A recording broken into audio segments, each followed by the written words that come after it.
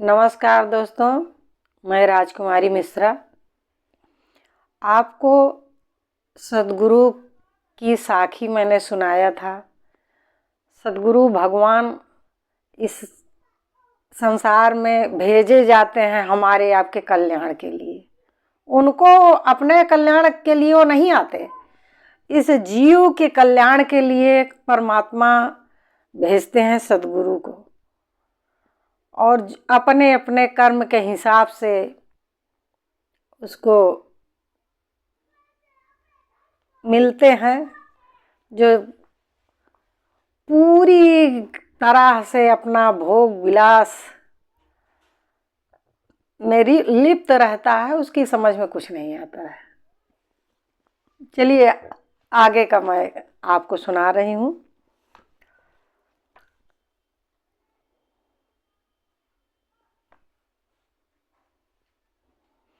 विषय भोग दुस्तर भव सागर, भोगी न पावे था।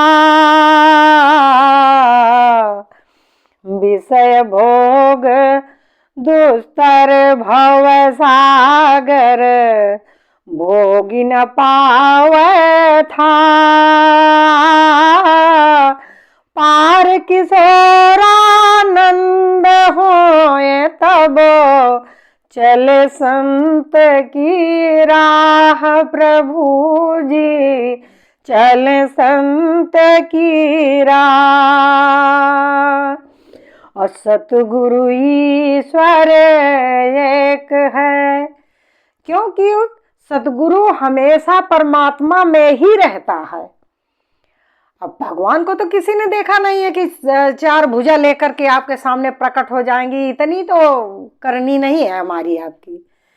लेकिन हाँ, सद्गुरु महाराज हमारे आते हैं। जब जब जन्म होता है सत्पुरुषों का, तो वो कल्याण के लिए। अगर इस पृथ्वी पर सतगुरु नहीं रहेंगे, संत नहीं रहेंगे, तो यह पृथ्वी उन्हीं के ऊपर टिकी हुई है।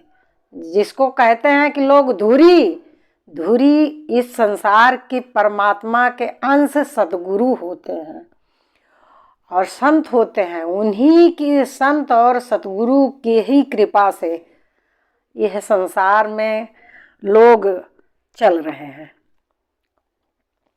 सतगुरु ईश्वर एक है, वो हमेशा एकाकार में ही रहते हैं। उनका परमात्मा में ही एकाकार रहता है। राजा जनक जी विदेह कहलाए, और वो अपनी देह में कभी नहीं रहते थे।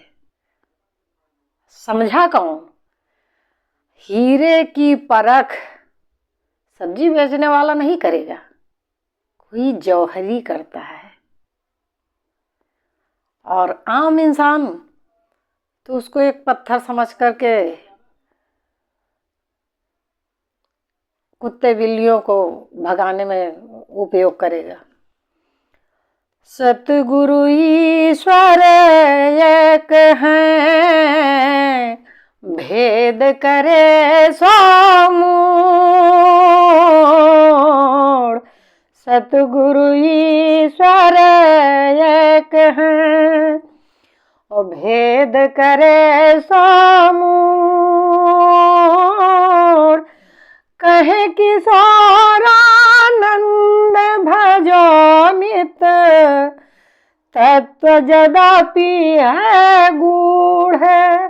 प्रभु जी तत्व जदापि है गूढ़।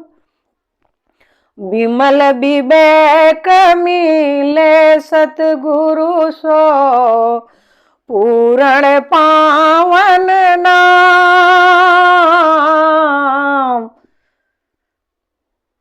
विमल विवेक मिले सतगुरु सो, पूर्ण पावन नाम।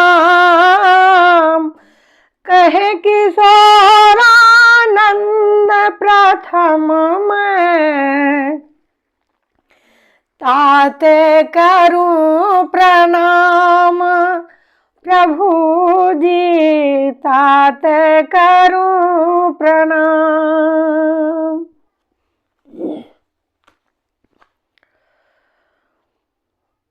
सात खंड नौ द्वार की काया मिथ्या जान। सात खंड नौ द्वार की काया मिथ्या जान। कहे किशोरानंद दसम में रहते संत सुजान। प्रभु जी रहते संत सुजान। जीव जो बैठा देह में अहंकार लिपटा।